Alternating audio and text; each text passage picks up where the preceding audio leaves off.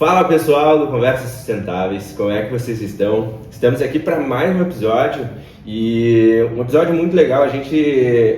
Nesses últimos tempos, a gente tem falado sobre a questão de economia circular. Já tivemos alguns episódios também falando sobre a parte de embalagens com a Papyrus, que é uma das nossas patrocinadoras também. Falamos com o Ricardo, o Ricardo Sastre, que é um especialista também na parte de embalagens.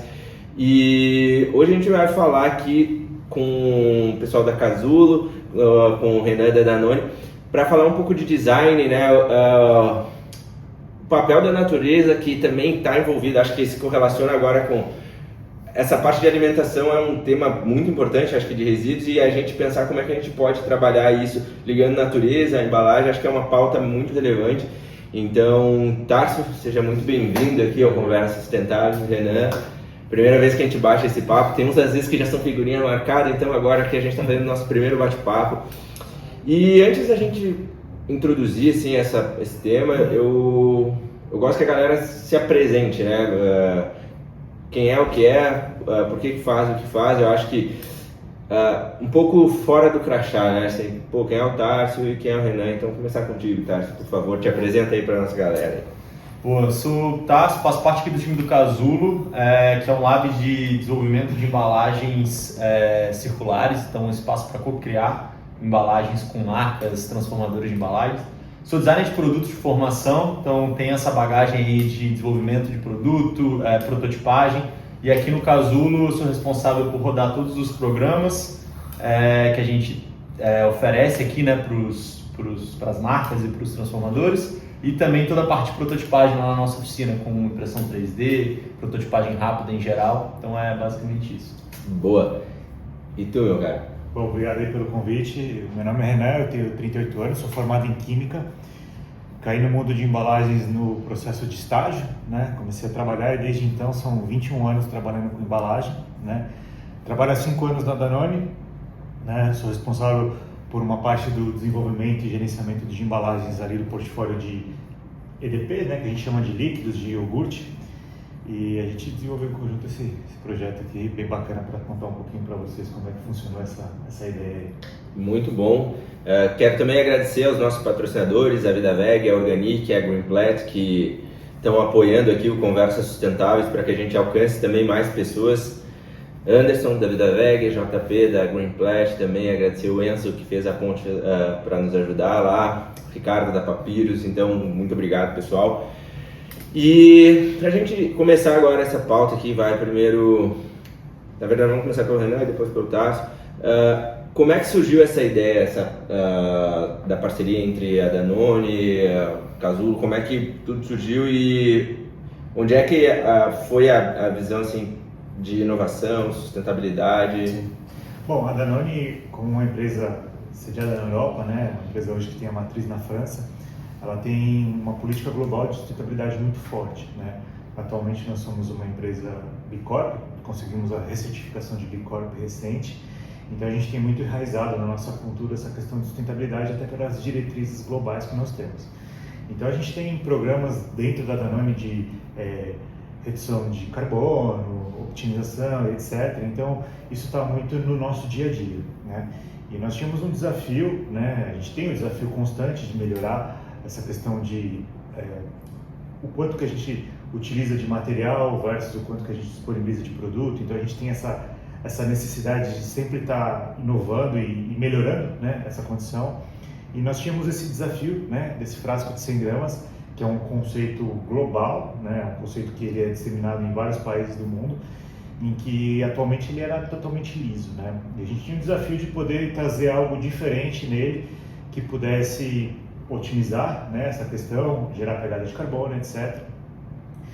E aí nós estávamos buscando algo que pudesse nos trazer de insight para poder, digamos, ter uma coisa um pouco mais diferente, porque as estruturas e mudanças de design que nós temos atualmente, né, elas são às vezes um pouco, digamos, engenheiras, assim, sabe, alguma coisa redonda, um risco aqui e ali, então isso não necessariamente estava, de certa forma, ok para o nosso marketing, né? E aí a gente, na ocasião, quando a gente fez o workshop, a gente teve contato com Casulo, né, através do Yuri, através de outros projetos que a gente estava tratando, e a gente pensou por que não juntar as duas empresas ali para a gente poder colaborar e contribuir com algo que pudesse trazer algo diferente aí para o mercado, né? Então foi mais ou menos esse conceito, tanto a raiz e a cultura da Danone, quanto também até o próprio mindset aí que o Casulo tem para trabalhar com os parceiros. Pois é, e qual é o papel do Casulo justamente nessa questão da inovação, dos produtos? Conta um pouco aí de vocês, da trajetória também dessa conexão. Então, a ideia aqui do espaço é justamente a gente criar esse ambiente colaborativo para acelerar esse desenvolvimento de soluções mais sustentáveis. Então, a gente entende que a Braskem sozinha, como petroquímica, não vai conseguir mudar todo o cenário de embalagens sustentáveis, a marca sozinha também não, o transformador de embalagem também não. Então, a gente falou, pô, vamos criar um espaço colaborativo para juntar todo mundo. Então, a gente junta todos os elos, cocria isso junto, acelera essa etapa de desenvolvimento para justamente chegar mais rápido no mercado e realmente a gente começar a ver a sustentabilidade real chegando aí para os consumidores. E aí que foi um pouco dessa conexão que teve, né? Então, a Danone tinha esse desafio, a gente tinha aqui toda a infraestrutura, o time disponível, a expertise do time Braskem, do time Casulo, para poder apoiar nessa etapa. Então, como que a gente ajuda a materializar as ideias, tocar também toda a parte de metodologia, né? Que é trazer esse olhar de sustentabilidade do início ao fim do processo. Então, como que a gente mapeia impacto ambiental, como é que a gente redesenha para reduzir o impacto ambiental, pensa no fim de vida do produto, fim de vida da cadeia, e consegue materializar isso em protótipos, em soluções realmente palpáveis, para a pessoa sair daqui com um conceito que ela possa validar internamente, isso entrar no pipeline de desenvolvimento da Danone. Então, acho que a ideia do Casulo é essa, é acelerar essa etapa conceitual para que isso chegue mais rápido no mercado. Muito bom. Eu, particularmente, acredito muito nessa questão de co-criar, né? A gente desenvolveu um ecossistema de sustentabilidade, até para quem não conhece, que a gente reúne diversas marcas de diversos segmentos para debater assuntos, inovação, conexão com startups de impacto, porque eu, particularmente, Wagner, escrevo sobre comunidades e ecossistema há um bom tempo e vejo muito isso, né? Para que a gente possa concluir, tu vai ter uma expertise e ele vai ter outra. Pô, por que a gente não junta isso? Vamos agilizar o processo, vamos fazer algo grande que impacte de fato e seja bom negócio para todo mundo, né? Acho que também a gente está aqui falando de negócio, eu sou empreendedor e digo que não dá também só para a gente romantizar a história, mas a gente precisa eu digo que não existe empresa verde que fecha no vermelho, né? Então é uma das premissas.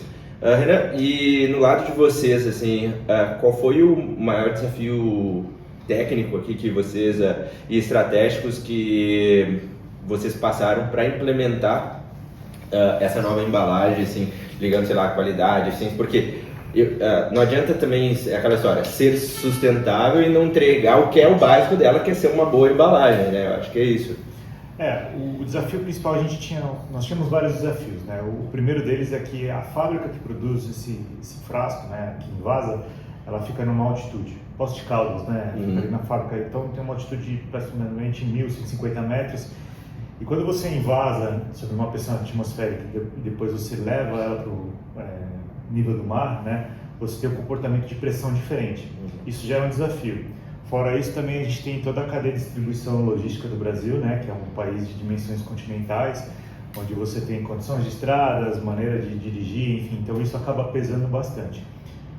Isso, então, pensando no aspecto fora da fábrica, né? Dentro da fábrica a gente tem outros desafios, né, que seria a questão de aplicar um rótulo termoencolhível, né, da gente manter a integridade do frasco em todo o processo, porque a alimentação é automática na linha, então a gente tinha alguns desafios. Então, criar o ecossistema, né, que vocês comentaram que o Tarso trouxe aqui no sprint, ele foi super importante para que a gente pudesse ter a colaboração de todos os envolvidos, né, muito por conta de todos participarem, então todos fizeram com que entendessem o escopo e ao mesmo tempo que entendessem o escopo fossem pilares de engajamento e de disseminação desse conhecimento dentro de toda a cadeia, né? Acho que todo esse ecossistema contribuiu bastante para isso, dado que a gente dependia às vezes de moldes que eram fabricados fora do país, validações, apresentação para marketing, então teve todo um ecossistema que a gente teve que movimentar, só que com o engajamento que a gente conseguiu gerar aqui no sprint,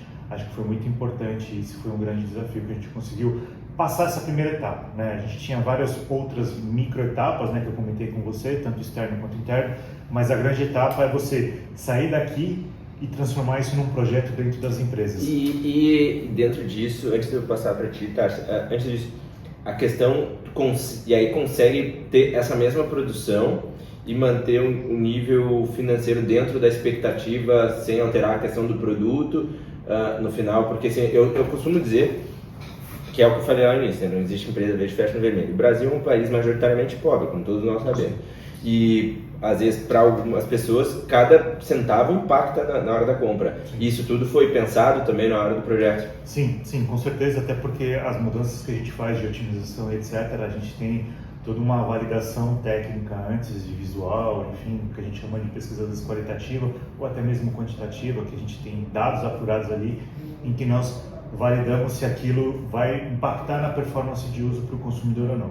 Então a gente considera tudo isso, todos os benefícios, ou quanto isso vai ser perceptível para o consumidor, se vai gerar um impacto negativo ou não, porque a ideia é que a gente faça as otimizações sem gerar nenhum impacto negativo em relação à embalagem atual, que já tem um padrão de qualidade da Danone ali para o consumidor. Então é feito toda essa estrutura e faz o business case que a gente fala, né? O quanto que a gente investe versus o quanto a gente tem de retorno, para saber se isso fecha a conta, porque é o que você falou, né? Tem empresa verde que fecha no vermelho. E acho que o legal disso é que casa justamente com a metodologia, o começo da metodologia do Circular Design Sprint, que é o programa que a gente rodou para chegar nesse desenvolvimento da embalagem, justamente começa em, vamos reescrever esse briefing com todo mundo junto agora. Então, aí, a primeira etapa do projeto é quais são as peças-chaves de cada time que a gente precisa reunir aqui. Então, trouxe engenharia Danone, P&D Danone de embalagens, time da Graham também, que foi o parceiro de transformação de embalagem, estava presente, a consultoria de biomimética, a Amazul, os especialistas do Braskem de desenvolvimento, né, de aplicação, então, que vão entender tudo ali da resina que está sendo utilizada, do plástico, e o time Casulo, e a gente senta junto e reescreve isso, esse desafio que a Danone trouxe, então a gente fala, só que agora cada um trazendo a sua perspectiva. Então a Graham vai trazer os desafios técnicos dela, a Danone traz os delas, a gente traz aqui questiona, né, então os outros pontos, e aí então a gente mapeia tudo isso, reescreve a nossa missão, que vai ser o nosso mantra ali para aqueles 5 dias que a gente roda de sprint, e aí depois começa a mapear essas fases também, toda a fase do projeto, então desde a produção da garrafa até a distribuição, quais são os pontos críticos, os pontos de desafios, o que a gente pode e não pode fazer. Então, a gente pode mexer na linha de invaso, não pode. A gente vai poder mexer, vai poder fazer um novo molde, não pode, vai ter que reaproveitar alguma coisa. Então, isso é legal que a gente já sai ali com as diretrizes muito bem definidas para garantir que isso não vai morrer lá na frente, porque às vezes você não envolve alguém no começo, e aí chega lá na frente e fala, putz, mas eu não vou poder mexer aqui nesse molde ou então nessa máquina, porque isso aqui vai impactar no CAPEX muito alto.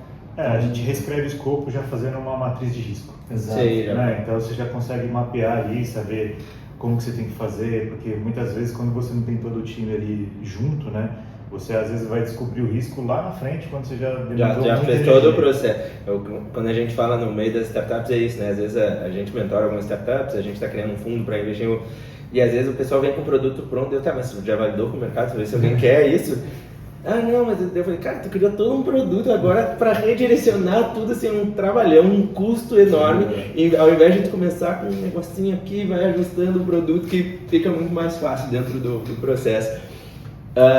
Acho que trocou um pouco nesse assunto, assim, como é que vocês como Casulo atuam nessas soluções para transformar esses projetos para ser mais reais, assim, se tu consegue contar algum bastidor, assim, pra gente, coisas que às vezes de repente não vai pra mim, ou agora vai, a gente poder contar, assim, porque eu acho que é muito bom a gente trazer essa questão. Eu sou um cara que defendo, eu falo assim, na parte de sustentabilidade, ao invés de pisar no freio, como muita gente diz, tem que pensar assim, eu falo que a gente tem que pisar no acelerador, mas no que tange a parte de inovação. Sem inovação a gente não vai conseguir atingir as coisas que a gente precisa, e também acho um pouco errado a gente dizer para as pessoas consumirem menos, sendo que a gente vive num país pobre, que as pessoas precisam ter qualidade de vida, e fala, não, tu não pode consumir. Então a gente tem que melhorar a questão de inovação, um modelo geral, e qual é o papel de vocês aí, se puder contar um pouco disso também. Então, acho que nossa ideia aqui é justamente acelerar tanto a fase conceitual, mas também como ajudar a viabilizar a validação daquele projeto. Então, no caso da Danone, acho que teve muita parte de prototipagem que foi bem vista ali, que foi muito útil para validar com o marketing, validar com o consumidor, já ter uma primeira impressão se a embalagem esteticamente vai ficar boa ou não, e aí depois ajudar e você já ir com um caminho mais concreto, você sai com um 3D ali, que vai poder produzir um molde e realmente já ter protótipos do material final. Mas também tem casos que a gente roda, por exemplo, com a Melissa, a gente rodou um sprint, onde a gente criou um novo conceito de embalagem completamente diferente do atual e a gente estava na dúvida se o consumidor ia aceitar ou não, isso sim ia impactar os lojistas. Então, vamos rodar um piloto em 2 ou 3 lojas no Brasil, completamente controlado, onde a gente vai conseguir mapear se está tendo impacto ou não na cadeia, se isso está realmente atrapalhando a vida do lojista ou não, essa nova embalagem, e mostrar ali por que a gente está indo para esse caminho, né? Então já educando ali todas as partes envolvidas para mostrar por que teve esse redesign, por que isso está trazendo melhorias, redução de impacto, pegada de carbono. Então acho que são formas que a gente vai achando aqui de acelerar essa etapa de validação, porque a gente sabe que às vezes é muito difícil de você colocar um produto novo no mercado sem ter essa certeza se ele vai ou não trazer um impacto positivo. E aí eu acho que isso é uma das virtudes aqui do Casulo, que a gente conseguir acelerar essa etapa, mas também trazer toda a validação do impacto ambiental. Então, com a avaliação do ciclo de vida, que é um estudo que você faz do produto desde a produção, da extração da matéria-prima até o descarte dele, o fim de vida. Pessoal, um parênteses, a gente tem um podcast sobre isso. Legal. Lá, vocês podem procurar que tem lá. Legal. Então é isso, acho que depois que vocês verem ali como que é o processo, porque é um processo complexo, mas que a gente tenta simplificar para trazer para o sprint. Então, qual a ideia? A gente rodar um ACV simplificado, que a gente consiga, não vai ter o resultado ali cravado do impacto ambiental, mas já me dá uma boa estimativa, me dá um norte. Claro. Para eu entender, o principal impacto está na etapa de transporte, ou está na etapa do fim de vida, e aí a gente começa a adicionar isso no briefing do projeto. Então, se eu quero reduzir o impacto ambiental, eu preciso atacar esse desafio.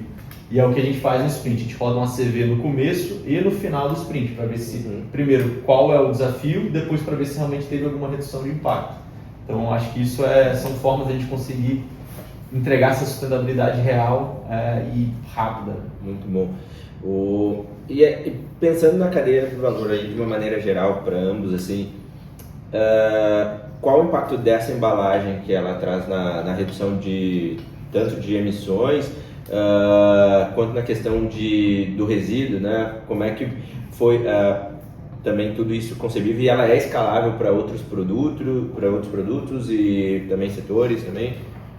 Com a implementação do novo modelo, né, a gente conseguiu uma redução de 8%, né? Essa redução ela teve um impacto significativo ali na redução de emissão de carbono, porque basicamente você deixa de consumir material para você entregar o mesmo produto. Então isso é uma você deixa de transportar material também. Exato, né? E além disso, o polietileno já é reutilizado já dentro da cadeia da Danone, então a gente tem filmes secundários em que a gente tem a utilização do PCR, né, que é um plástico que já foi para um aterro, já foi para uma coleta seletiva e retornou. Então tudo isso fomenta para que a gente possa continuar esse ciclo dentro da Danone, né? Então tem todo esse conceito que a gente trabalha dessa redução e otimização. E além disso, né, o fato de a gente ter colocado esse desenho biomimético na embalagem, a gente conseguiu reduzir muito essa questão da interferência da pressão atmosférica quando você traz para o nível do mar.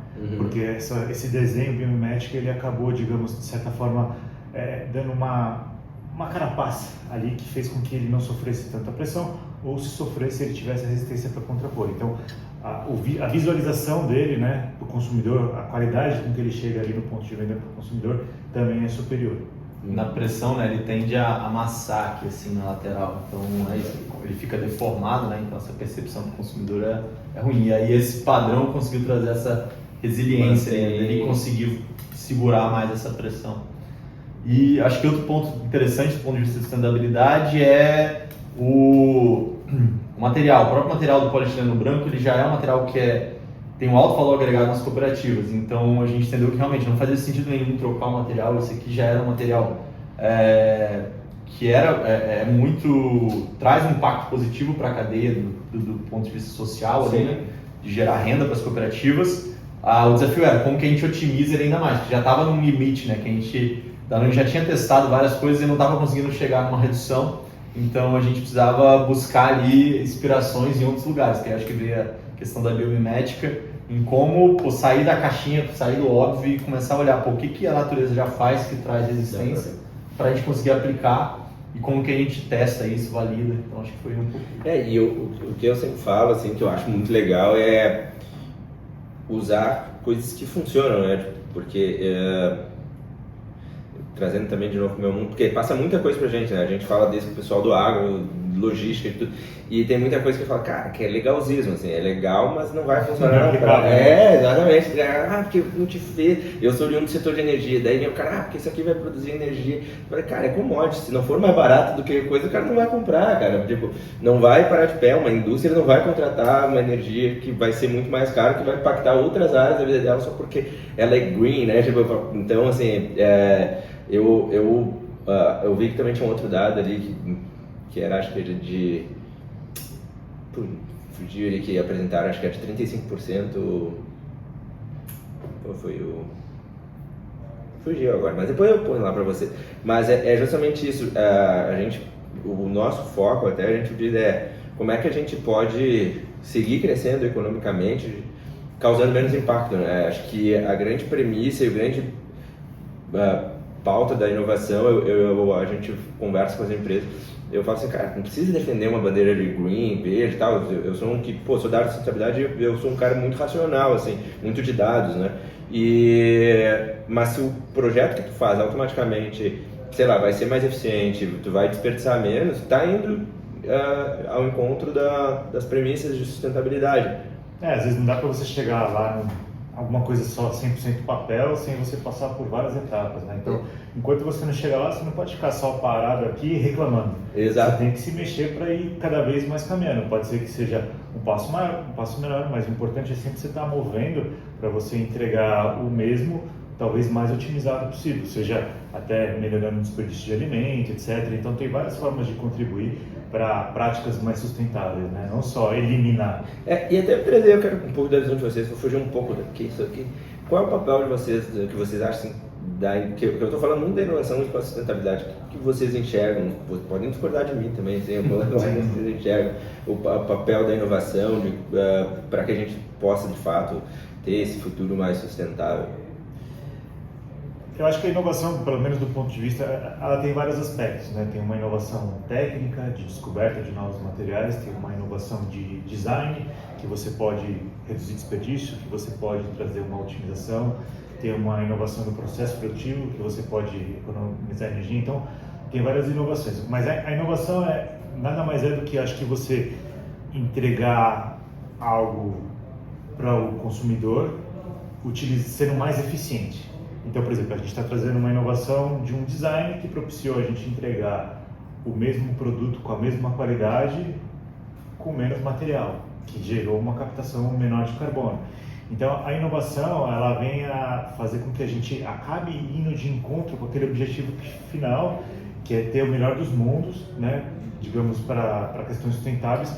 Mas até você chegar lá, você tem que fazer inovações para chegar até lá. Você não consegue subir o degrau de uma escada 4 degraus de uma vez. Você tem que passar um por vez. Então a inovação é como se fosse um degrau por vez. Então uma inovação às vezes técnica pode trazer um material em que você consiga fazer com que ele seja 100% reciclável nas cooperativas. Então a inovação ela tem um papel importante a nos ajudar a ir de encontro com esse objetivo que é de ter um planeta totalmente ou mais sustentável, né? Nós não vamos parar de ter inovação ao longo da evolução da raça humana, porque a gente vive disso e a gente só vai ser melhor se a gente inovar. Se a gente não inovar, a gente não vai conseguir ser melhor e a gente vai sofrer algumas consequências no futuro. Eu acho que a inovação é fundamental justamente porque ela tem que estar ali para questionar o status quo, né? Então, o que é eu tenho que questionar o padrão para entender como eu posso melhorar, e é o que a gente vive aqui diariamente nos projetos. A gente tem que questionar ali o marketing, questionar o time de produção, engenharia, o talvez não dê para fazer agora, mas será que não dá para a gente forçar, para a gente repensar? Por exemplo, sei lá, quando a gente fala aqui muito de shelf life, quando a gente vai falar de embalagens flexíveis, tem multimateriais, né? E aí isso atrapalha muito a reciclagem. Então a gente questiona muito isso, tá? Mas qual o seu shelf life que você precisa? Qual o tempo de prateleira?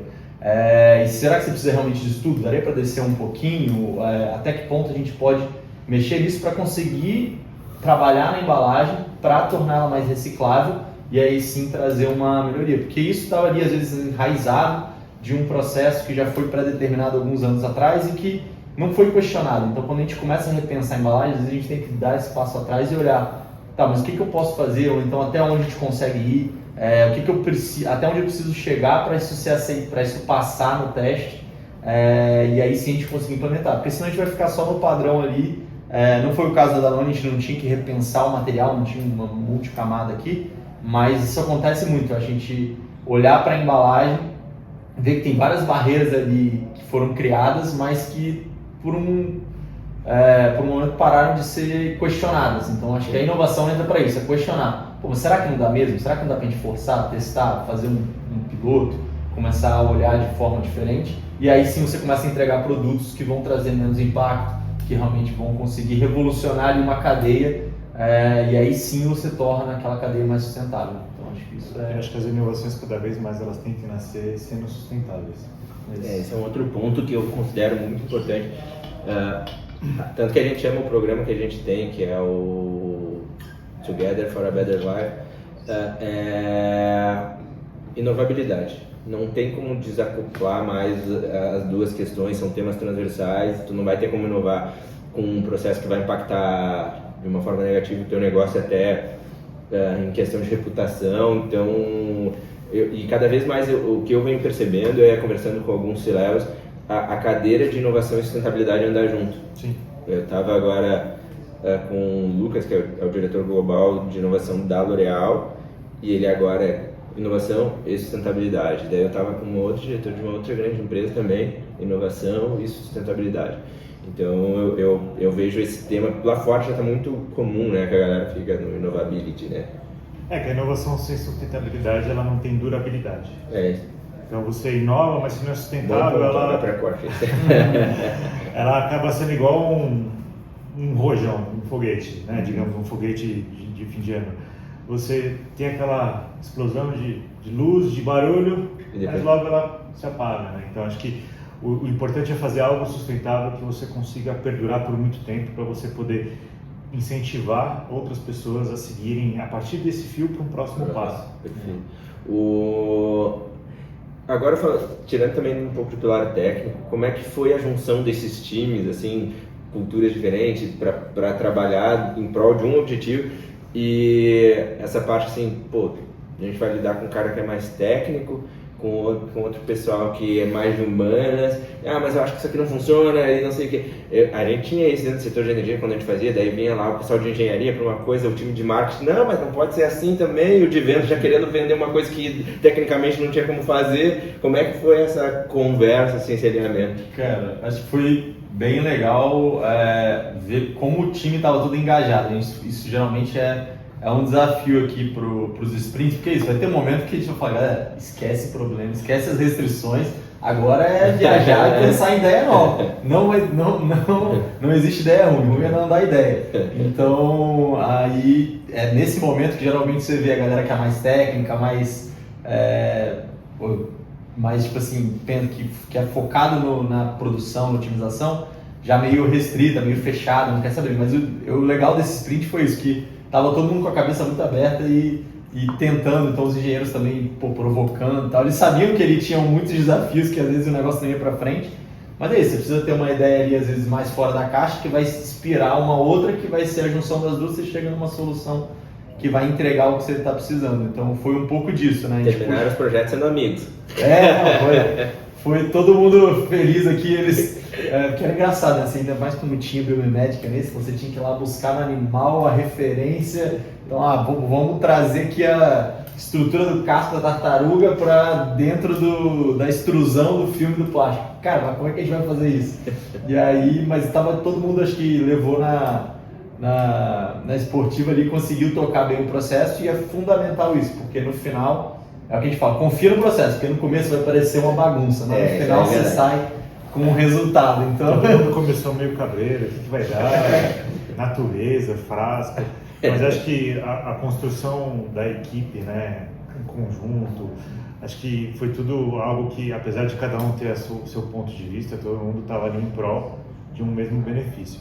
E acho que conforme a gente foi se conectando através da metodologia e também de conhecer um pouco mais da natureza, que a natureza também nem todo mundo é igual, mas os animais eles acabam colaborando entre si ali para construir o ecossistema. Exato. Então é mais ou menos como aconteceu aqui na sala de reunião, né? A gente tinha pessoas diferentes que a gente pode colocar como animais diferentes, mas todo mundo tinha o mesmo objetivo e aí a gente conseguiu ir construindo essa união. Até quando a gente conseguiu validar, saiu todo mundo feliz, porque acho que diferente do que às vezes acontece quando você tem um workshop que você sai com um monte de post-it e você engavelha o post-it, você leva o post-it, aqui a gente saiu com o físico, sim, né? E acho que essa materialização foi muito importante, porque fazer todo um sprint sem você materializar ali, você sai com um sentimento de legal, mas aquilo acaba se perdendo, aquela energia acaba se perdendo. Quando você sai com aquilo pronto e leva, e você acaba vivenciando, vendo aquilo muitas vezes,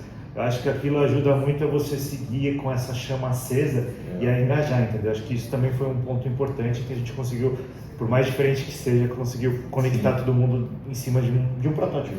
Boa.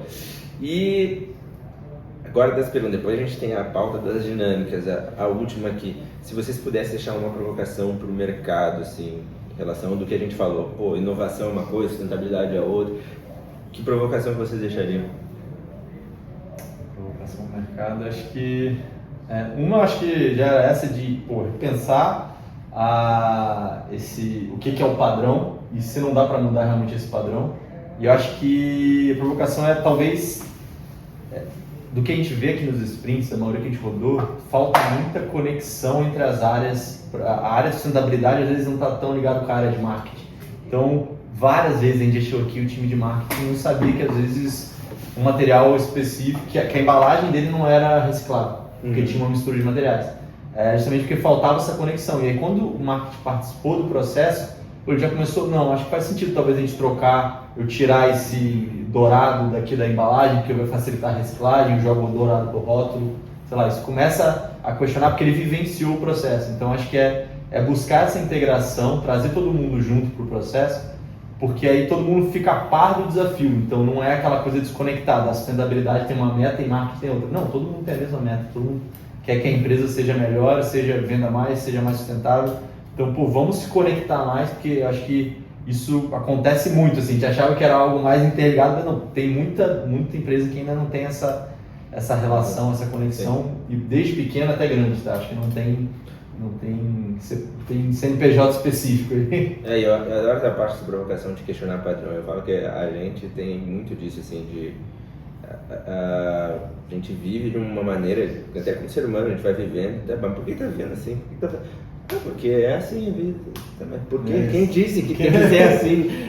É muito bom isso. Exato.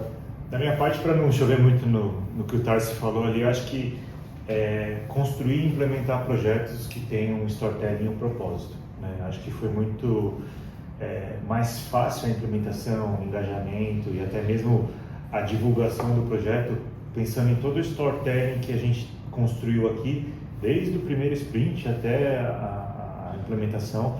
E acho que o nosso storytelling ele foi focado na questão da natureza, porque foi a metodologia que a gente encontrou. Mas cada projeto dentro de uma empresa ele tem um storytelling, seja para você atender uma dor do consumidor, seja para atender uma dor de fábrica. Então, acho que quando você conta uma história, ele passa a não ser só mais um projeto, mas sim algo que vai beneficiar muitas pessoas. E a partir do momento que você expande um pouco essa visão de ser só mais um projeto, você acaba conseguindo engajar mais as pessoas, porque hoje eu vejo que existe muito problema de comunicação dentro das empresas. Todo mundo está lá para fazer a empresa ser melhor, né? O ponto é, cada um tem uma comunicação e um speech diferente. E quando você cria um storytelling todos por um, acho que você consegue implementar de forma mais fácil, porque a gente não teria conseguido implementar o projeto se a gente não tivesse tido a resiliência. O Tarso acompanhou todo, a gente teve vários desafios, vários momentos em que a gente falou, putz, talvez a gente não vai conseguir, etc. mas o fato é, o storytelling que a gente tinha, o propósito e tudo, nos ajudou no momento que a gente tinha de maior dificuldade de falar, não, vamos conseguir de outro jeito. Então acho que isso é mais importante, porque existem muitos projetos bons dentro das empresas, mas que talvez por não ter esse engajamento e esse storytelling, às vezes eles acabam sendo esquecidos ou engavetados. Muito bom. Pessoal, a gente vai agora para as nossas dinâmicas, né? Então ela tem um viés também de pessoa física, uma visão, não é só corporativa. Eu sei que a galera que está observando vocês, o que vocês vão falar. Então, assim, ó, pessoal, vocês se retinem, por favor. Ou crachá na mesa. Exatamente. Trazer uma cerveja aqui para nós aqui. Na visão de vocês, o Brasil precisa mais de? Qualquer um aí.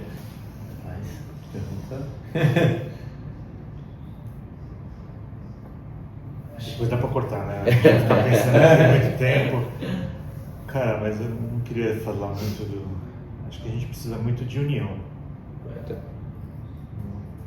Acho que é meio clichê, mas precisa muito de educação, ainda mais quando a gente olha para a sustentabilidade. É difícil, é um tema difícil de explicar, então quanto mais isso começar a ser pulverizado, e não precisa ser educação chata, né? Educação, isso tem que ser do dia a dia, tem que ser uma coisa leve de falar, e eu acho que hoje com as redes sociais... Do podcast. Redes sociais simplificou muito isso, né? Hoje você vê pessoas falando de coisas complexas de forma simples, então acho que é trazer educação e mostrar que, cara, as coisas tem que explicar melhor para não cair em pegadinha, não cair no vício ali de ir pela emoção e realmente entender qual é a razão daquela solução. Então acho que a educação é fundamental para qualquer coisa, seja sustentabilidade ou qualquer outro assunto. Aproveitar esse gap, dentro da nossa plataforma tem diversos conteúdos de educação sobre sustentabilidade corporativa e inovação 100% gratuitos. Então não falta... E meu ponto que eu trago de união é porque eu acho que, somado a esse ponto de educação, fazer um paralelo com o projeto, né? Na natureza, né, digamos assim, foi o que eu falei, os animais vivem em ecossistemas, né? E cada um sabe o seu papel. Então a educação traz muito isso de cada um saber o seu papel, como pode contribuir, até onde pode ir. Um movimento errado, você acaba na natureza perdendo a sua vida por isso. Então acho que a educação, ela traz essa consciência, e essa consciência ela cria um ecossistema de união. Perfeito. Né? Então acho que assim a gente consegue superar diversas adversidades, porque cada vez mais a gente tem futuro incerto, etc., uma série de questões acontecendo no mundo.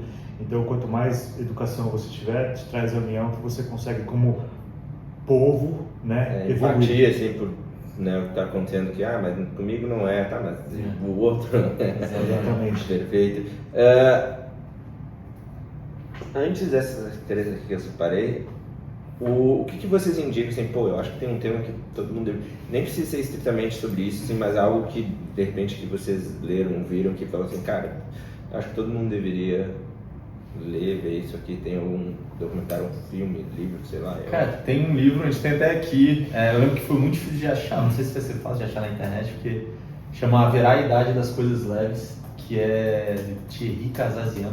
É um livro muito legal que mostra como que a gente pode repensar, e é um livro de design, eu li na época da faculdade, me marcou muito, que é como que a gente olha tudo sobre a ótica do serviço, como deixar as coisas mais leves, como é que eu posso eliminar produtos ou coisas que... Eu não preciso ter uma furadeira, eu preciso fazer um furo na parede. Então é isso, a furadeira, o carro mesmo, acho que fica 98% da vida útil dele parado. Você não precisa ter um carro, você precisa ir de um ponto A a um ponto B. E esse livro traz muito isso, ele traz esses exemplos, né, e como que a gente pode repensar a ótica ali de consumo do produto para o serviço. Então acho que isso me marcou muito como designer, assim, como olhar a cadeia de outra forma, olhar o desenvolvimento de produto de outra forma. Então, não preciso realmente estimular esse consumo desenfreado, tem que suprir a necessidade das pessoas. Então acho que isso acho que isso foi muito legal, me marcou bastante. É bem difícil de achar, mas quem achar, compra, porque vale muito a pena esse livro. Da minha parte, eu não tenho nenhuma recomendação de leitura, mas eu acho que o que eu teria de sugestão para as pessoas, acho que cada vez mais buscarem autoconhecimento e se conectarem, digamos, com a sua essência interna, né? Hoje em dia, eu percebo que as pessoas vivem muito a vida dos outros, né? Até por redes sociais, etc. e a gente acaba adoecendo. Então, acho que às vezes um momento de tranquilidade, de leitura, uma conexão com a natureza, etc. Acho que isso faz com que você consiga se conectar com você mesmo. Acho que isso é o diferencial de hoje em dia, né? A gente tem muitas ferramentas de comunicação, de conhecimento, etc. Mas muitas vezes você tem muito conhecimento externo e pouco conhecimento interno. E isso faz com que você acabe entrando num colapso ali, que por mais que você seja uma mente brilhante, você não consegue colocar isso em prática porque você não consegue se resolver internamente. Ótimo ponto. Eu pratico meditação há uns 15 anos, né?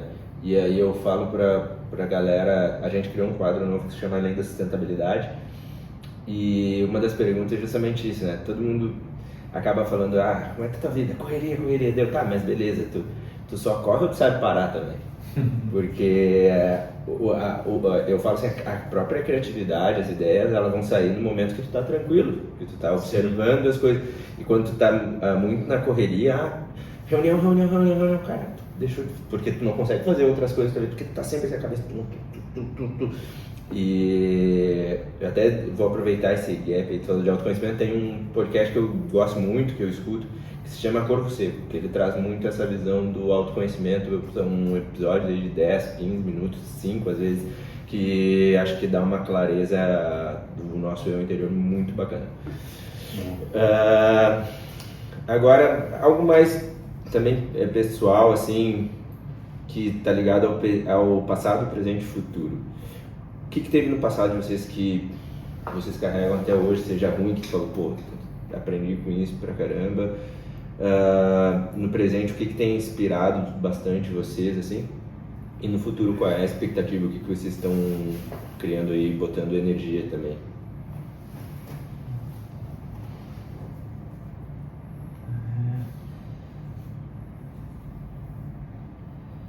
Acho que no passado, pensando aqui, até olhando a minha transição, né, de carreira, assim, eu acho que design de produto, comecei com mobiliário, depois fui para calçado, sempre desenvolvendo, mão na massa, criando, e aí foi da onde eu tive que fazer essa transição para a Braskem. Pô, sair de desenvolvimento, que eu estou acostumado a fazer e tal, eu tenho que ir para uma cargo de desenvolvimento de mercado, uma petroquímica. Eu nunca imaginei na vida o designer trabalhando numa petroquímica.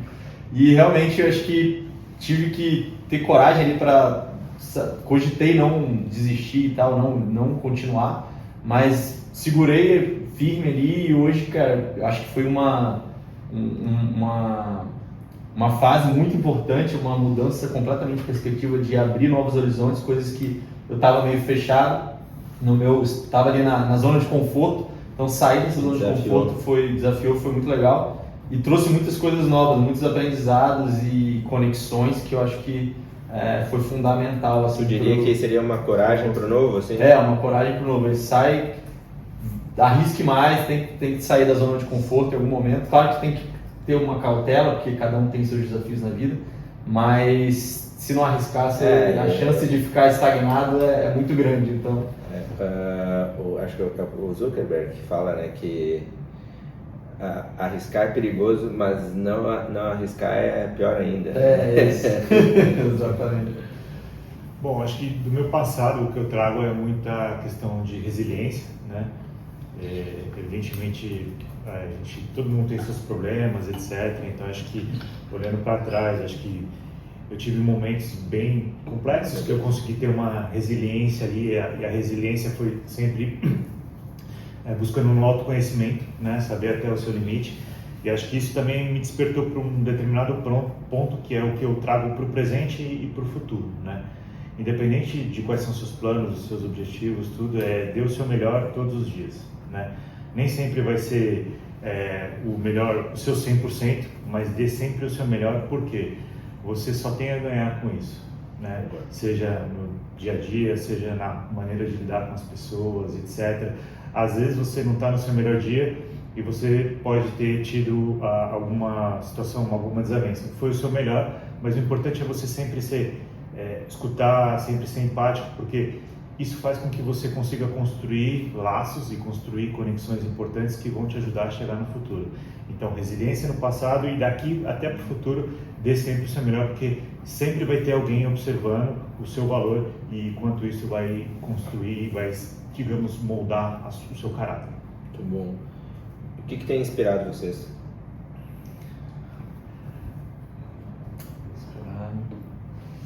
Olha, eu tenho usado bastante a IA, né? Mas assim, não com nenhum propósito de trabalho, nada. Eu tenho usado muito a IA no sentido de conhecimento. Tá?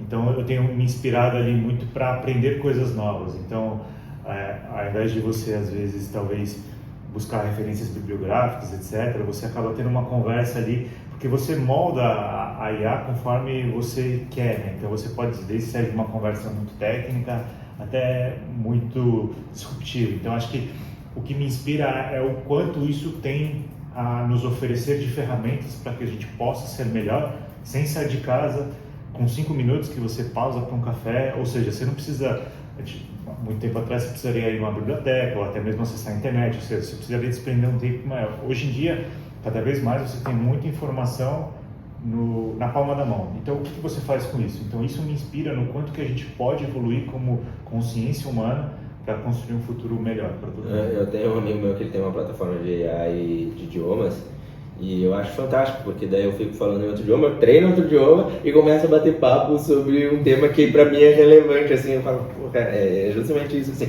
E às vezes a minha pessoa física, algo tipo trivial, mas assim, tu tá ali aprendendo com a AI, assim, e a qualquer hora, né? Tá ali disponível. Acho que o sistema de IA também é legal, mas o que tem me inspirado muito, acho que vendo algumas pessoas até fazendo algumas transições de se reconectar com coisas mais do dia a dia que se perderam, né? Então acho completamente fora de trabalho, pensando aqui, mas se dedicar mais tempo para você cozinhar seu próprio alimento, ficar mais tempo com a família, então começar a sair um pouco dessa vida corrida, e isso está sendo questionado agora mais, porque isso meio que ficou esquecido, você era quase que um vilão se você não trabalhasse até ainda acho até que a exaustão, né? Eu acho que ainda se tem isso, né? Tipo, tu te sente improdutivo, você nossa, meu Deus, eu vou descansar final de semana, onde é que você viu descansar? Tô parado aqui, tô perdendo alguma coisa. O que está acontecendo que isso já gera uma ansiedade. E aí você começa a ver que quando você entra nessa noia de ter que trabalhar em excesso, você acaba rendendo menos, que você não desempenha tão bem, e aí, cara, seu trabalho fica pior quando você, às vezes você tem que só dá uma relaxada, tira um pouco a cabeça daquilo, depois você volta, você não vai estar, você não está sendo improdutivo, você está sendo uma pessoa, não, você está sendo um ser humano. Mas é que nem, por exemplo, tu treinar, o descanso faz parte do treino. Eu dentro lá do escritório eu tenho meu violão, daí às vezes eu saio de uma reunião, meu violão. Exatamente. Baixa toda a adrenalina, assim, mas é 5, 10 minutos. É que não necessariamente trabalhar muito tempo é trabalhar bem. Exato. Né? Às vezes é igual o bom é inimigo do ótimo, né? Então não trabalhar muito, porque às vezes você consegue, que nem você estava falando de pensar na inovação, você tem que ter um momento de descanso, um momento de desconexão ali.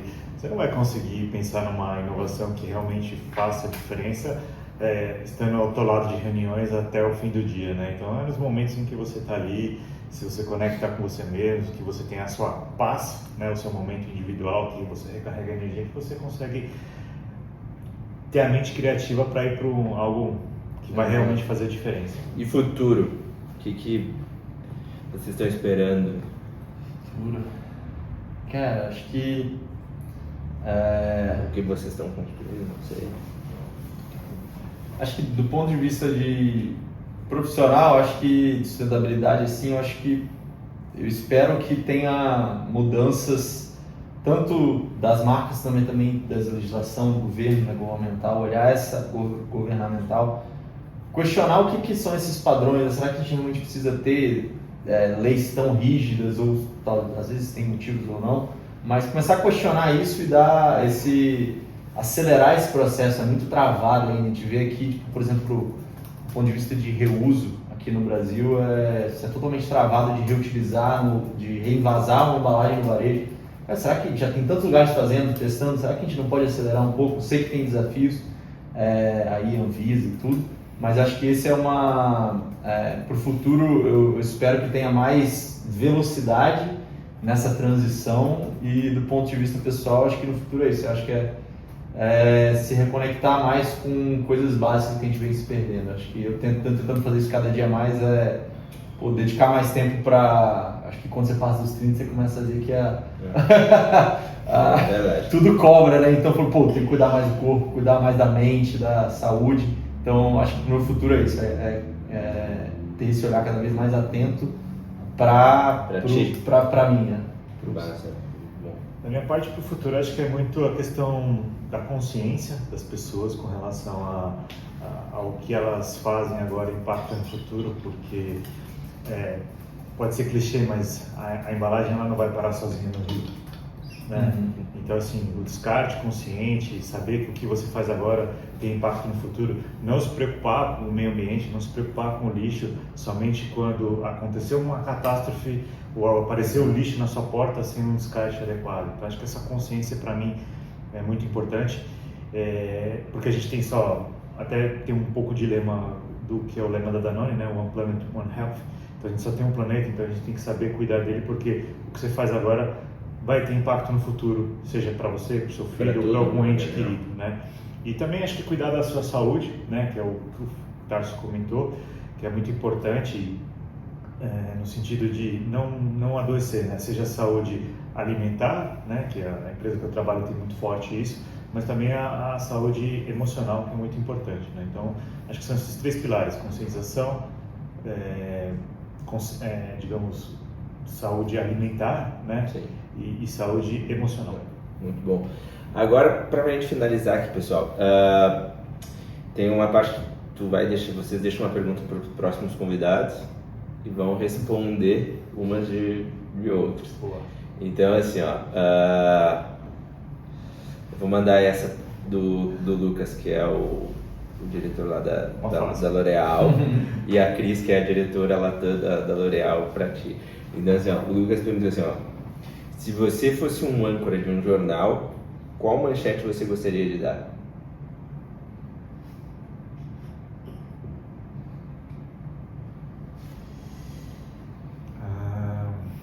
Que, com base em dados da Organização Mundial da Saúde, a gente conseguiu erradicar a fome no mundo.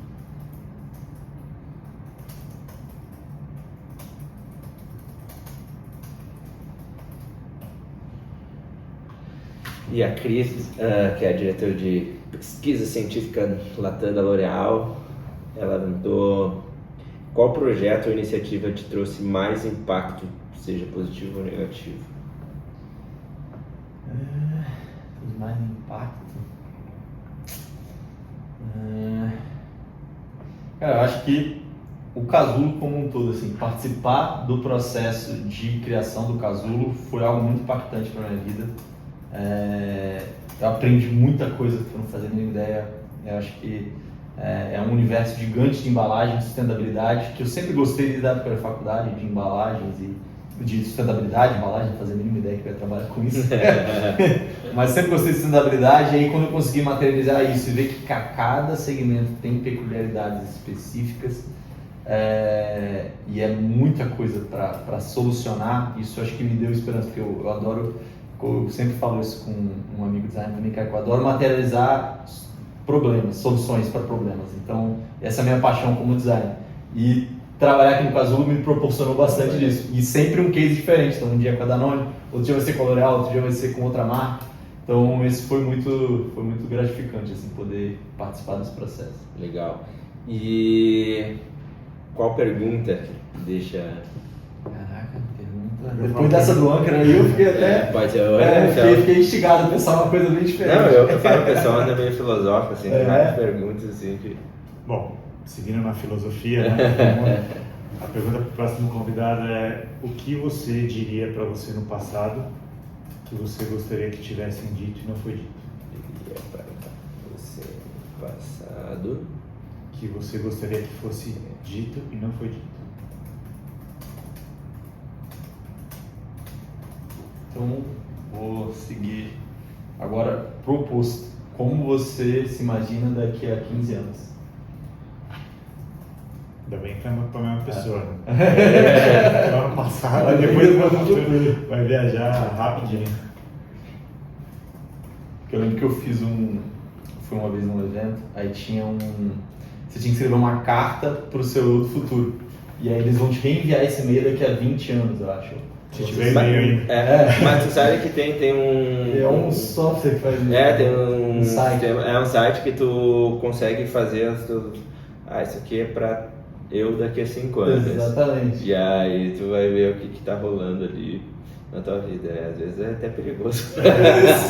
Cuidado com o que você escreve. Né? Exatamente. Às vezes receber a mensagem daqui a 5 anos mexer no fundo ali do baú é ruim, né? Nem sempre é bom. É melhor deixar lá no Mas já vai ficar a mensagem da pessoa para daqui a 15 anos. Ela volta e assiste o podcast. Pessoal, esse foi mais um bate-papo que a gente teve aí, muito irado. Peço aí que sigam a gente em todas as redes. Não tem erro, é conversas sustentáveis em tudo. Quem quiser me seguir no Insta é WS Lopes, no LinkedIn é Wagner Lopes. E para vocês aí, quais são os contatos que vocês deixam aí para a galera que quiser achar vocês também? Quem quiser me achar no LinkedIn é Renan Moreno, né? Então devem ter outros, mas é só buscar Renan Moreno com base na experiência atualmente na Danone. Meu LinkedIn também, Tarcio Borgo. Não sou a melhor pessoa com redes sociais, então talvez eu demore para responder, mas uma hora eu respondo. Mas é isso, Tarcio Borgo no LinkedIn. Ou aqui no Casulo, você entrar no site do Casulo, mandar lá no site, provavelmente vai chegar alguém da equipe que a gente se conecta e segue daí. Fechou, pessoal? Nos falamos. Próxima semana, até mais. Tchau, tchau. Obrigado, valeu. Valeu.